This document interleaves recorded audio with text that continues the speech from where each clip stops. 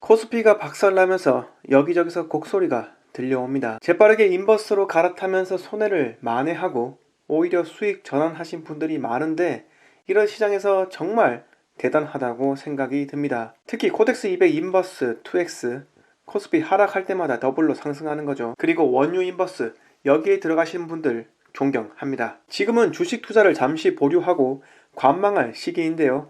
제발 주식 계좌에 현금을 더욱 투입하는 행동 삼가하시고요.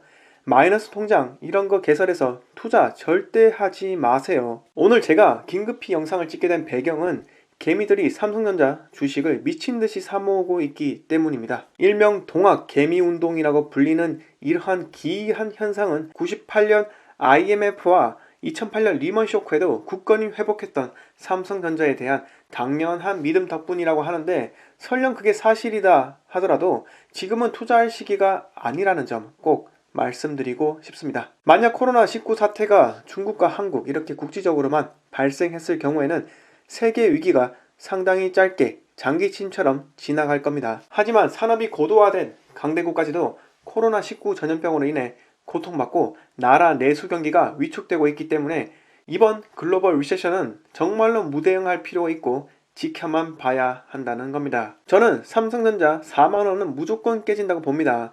3월 19일 종가 42,000원인데 이제 2,000원 남았습니다.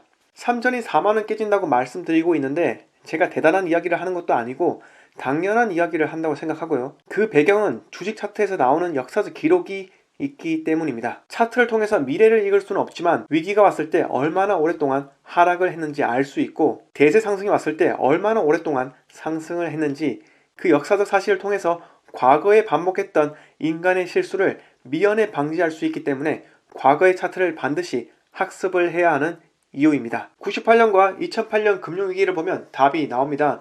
두 사건은 원인은 다르지만 공통점은 대한민국 코스피가 하락했다는 겁니다. 코스피가 하락하면 삼성전자도 하락한다는 건데요. 여기서 우리가 알 수 있는 것은 삼성전자는 역사적 위기 때마다 60일선이 과감히 깨졌다는 겁니다. 하지만 역사적으로 120일선이 깨진 적은 단 한 번도 없습니다. 이 말이 뭐냐면 위기가 지나가면 무서운 속도로 상승 추세를 타기 때문에 아마 제 생각으로는 세계적 경제 위기가 찾아오면 세계적으로 펀더멘탈이 약한 기업들은 무너지게 되니 이러한 경제 위기가 곧 삼성전자의 기회로 다가왔다는 거죠. 물론 다가온 기회를 삼성전자가 기가 막히게 이용을 했다는 의미이기도 합니다. 저도 삼성전자의 굳건한 힘을 믿습니다. 하지만 여러분, 역사적으로 반복되는 사실인 62일선은 무조건 깨진다는 점, 굳이 자금력도 얼마 되지 않는 개미 여러분들이 도전할 필요가 있을까요? 주식시장에서는 늘 무릎에 사서 어깨에 팔라는 말이 있습니다. 여러분들이 사는 지금은 항상 바닥이 될 수가 없고 될 리가 없습니다. 그러니 지금 학생, 직장인, 변호사, 의사 등 할 것 없이 있는 돈 없는 돈 다 끌어다 삼성전자 주식을 사려고 하시는데, 내일 당장이라도 장이 열리자마자 매수하실 거면 잠시 멈추시고 숨을 좀 고르시기 바라겠습니다. 절대 내일이 마지막 바닥일 수 없습니다. 다시 한번 말씀드리지만 삼성전자 주식은 무조건 4만원이 깨지게 되어 있습니다. 아니 4만원대를 깰 수밖에 없는 상황이고요.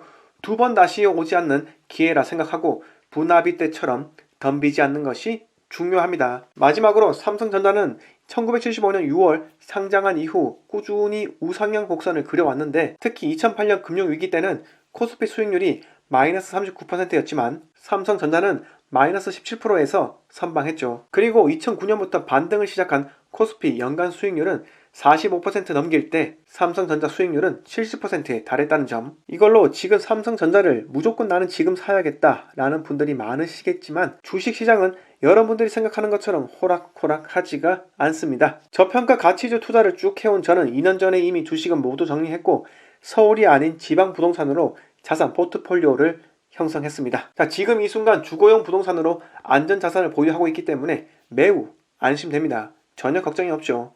주거용 부동산과 주식은 장기적으로 우상향함은 동일합니다.